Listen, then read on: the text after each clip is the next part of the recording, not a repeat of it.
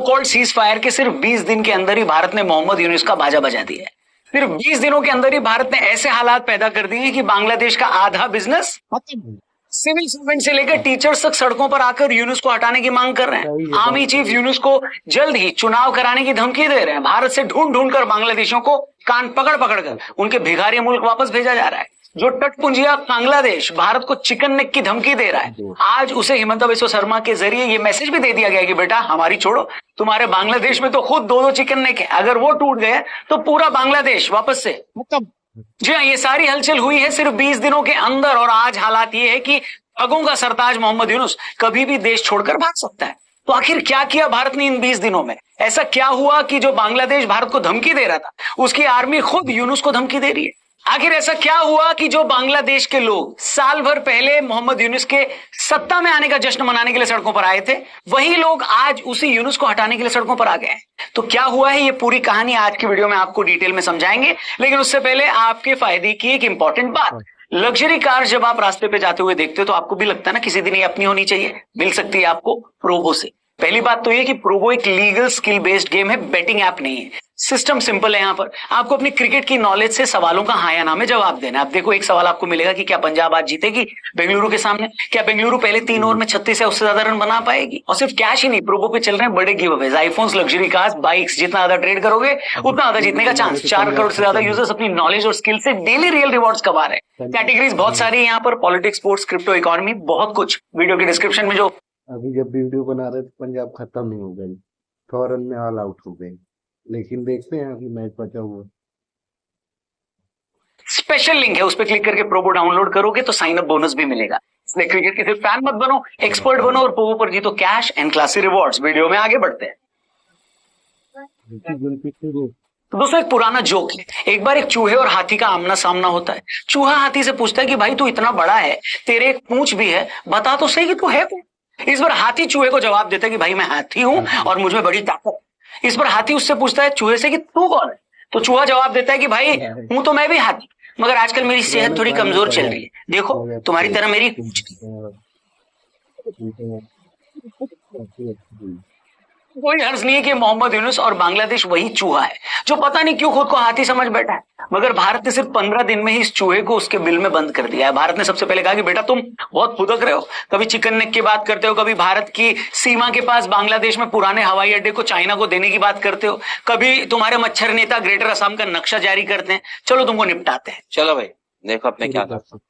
भारत ने ज्यादा कुछ नहीं किया। सबसे पहले कहा कि तुम लोग अब सड़क के रास्ते कोई सामान नहीं भेजोगे, भेजना है तो समंदर के रास्ते लेकर आओ। साथ ही भारत ने बांग्लादेश से लगने वाला लैंड पोर्ट बंद किया, सी पोर्ट बंद किया, सामान की सप्लाई बंद की, कॉटन सप्लाई की मशीनों की सप्लाई भी बंद कर दी। बस भारत का इतना करना था कि बांग्लादेश का 40% से ज्यादा ट्रेड बंद हो गया। ये सारे काम धंधे बंद हुए तो ये समझ में आया कि कमरे में बैठकर मुंह चलाना बहुत सिंपल है, रियलिटी फेस करना बहुत मुश्किल। आप बांग्लादेश में बैठकर टर्की और पाकिस्तान को अपना यार बना लोगे, अमेरिका को अपना नाजायज पप्पा बना लोगे, लेकिन चाचा ये सारी जगहें तो तुम्हारी जगहों से यानी तुम्हारी धरती से हजारों किलोमीटर दूर है। कितना दूर है अमेरिका, कितना दूर है टर्की? तुम्हारा 90% बॉर्डर तो भारत से लगता है। 4000 किलोमीटर का बॉर्डर भारत से शेयर करते। तुम्हारा सी पोर्ट भी भारत से लगता है। भारत से ही सामान खरीद और बेचकर तुम्हारा तंगला मुल्क पेट भर रहा है। लेकिन ना, जिस मुल्क ने मजहब की अफीम चाट ली हो उसे ये सब होश की बातें कहां समझ में आती। तो भारत ने कहा ठीक है करते हैं तुम्हारा प्रबंध, और पोर्ट बंद करते ही हुआ भी वही। आज हालात ये है कि पिछले 1 साल के अंदर बांग्लादेश में होने वाली एफडीआई में 20% की कमी आई है। इन्फ्लेशन 9.5% तक पहुंच गया है और उनका सबसे बड़ा पोर्ट चिटगांव पोर्ट अब हो गया है।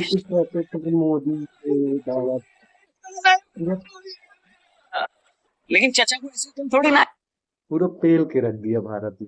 जो लोग कहते थे ना कि भारत ये भारत वो, तो अब भारत जैसे पेल रहा है ना, बोल रहे थे मोदी के कारण ये हो रहा है। देखो ये तो बस ये सोच रहे हैं कि जैसे तैसे जब तक मैं मर नहीं जाता तब तक बांग्लादेश की सत्ता पर कब्जा करके बैठा रहूं।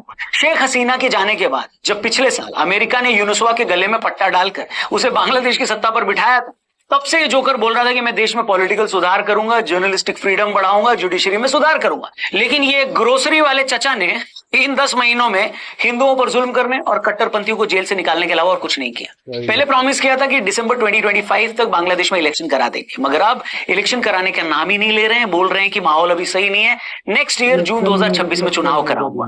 बस ये बात सुनकर वहां की आर्मी भी बहुत गुस्सा हो गई। खालिदा जिया की बांग्लादेश नेशनलिस्ट पार्टी भी सड़कों पर आ गई।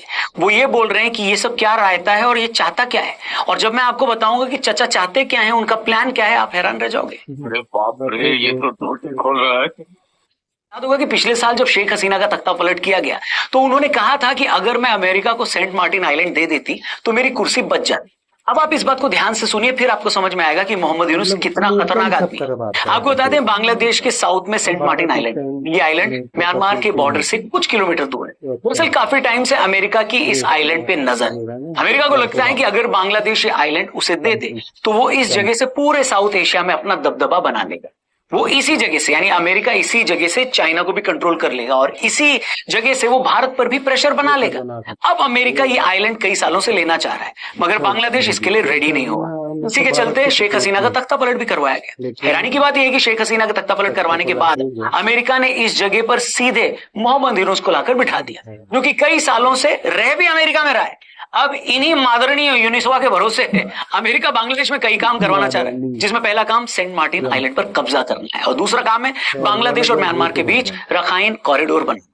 यूनुस काफी टाइम से बोल रहे हैं कि म्यांमार में रोहिंग्यास की हालत खराब है, इसलिए हमें बांग्लादेश से म्यांमार के बीच रखाइन कॉरिडोर बनाना है ताकि हम रोहिंग्यास तक हेल्प पहुंचा सकें। लेकिन इसके पीछे चाल कुछ और है। दरअसल अमेरिका चाहता है कि इस रखाइन कॉरिडोर के चलते वो म्यांमार में अपनी प्रेजेंस बना ले, क्योंकि वहां पर यानी म्यांमार में इस वक्त चाइना का काफी इन्फ्लुएंस है।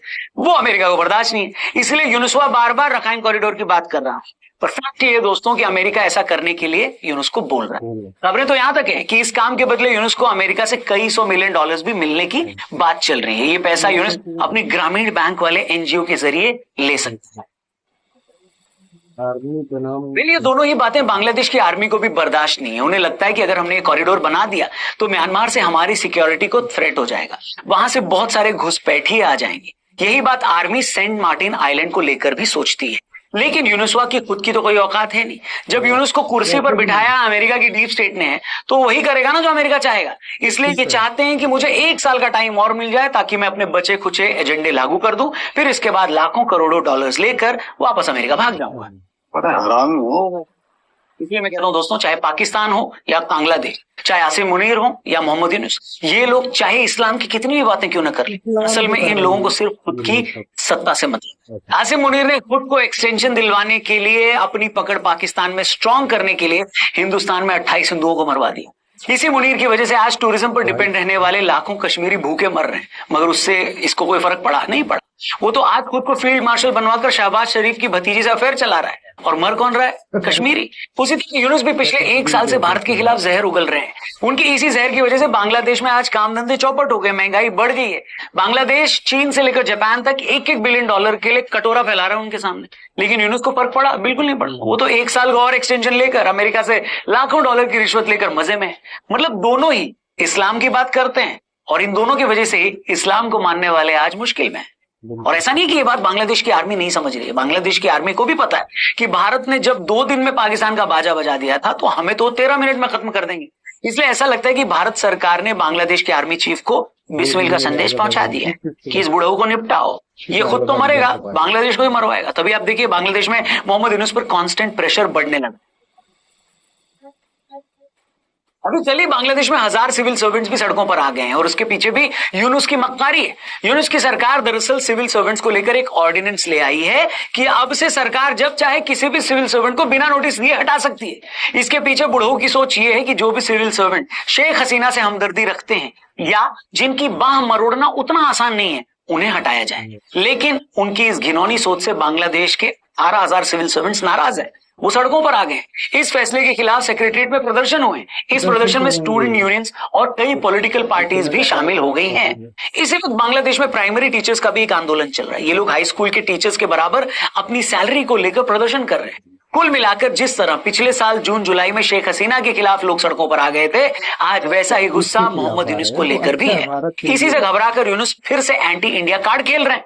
2 दिन पहले यूनुस ने बांग्लादेश की कुछ पॉलिटिकल पार्टीज के साथ एक मीटिंग की थी। इस मीटिंग के बाद वहां के एक नेता ने स्टेटमेंट दिया कि भारत बांग्लादेश में यूनुस की सरकार को पसंद नहीं करता और वो उसे हटाना चाहता। भारत लगातार बांग्लादेश को कमजोर कर रहा है। जैसे कि मैंने कहा ना कि अगर चूहे को अपनी पूंछ देखकर ये गलतफहमी हो जाए कि वो हाथी है, तो उसे ये याद दिलाना पड़ता है कि नहीं बाबा, तू चूहा ही है। इधर पाकिस्तान से जब भारत की लड़ाई चल रही थी, देश में अलग अलग राज्यों में क्या हो रहा था, चुन चुनकर इन इलीगल चूहों यानी बांग्लादेशियों के पिछवाड़े लाल होने शुरू हो गए। इन मक्कारों का कान पकड़कर इनके भिखारी मुल्क वापस भेजा जाने लगा। दिल्ली के वसंत कुंज एरिया में पुलिस ने 12 अवैध बांग्लादेशी नागरिकों की पहचान करके उन्हें वापस बांग्लादेश भेज दिया है। इसी तरह असम के गुवाहाटी, गोलाघाट, धुबरी, बारपेटा और कछार जिलों से 150 लोगों को धक्के देकर बाहर निकाला गया।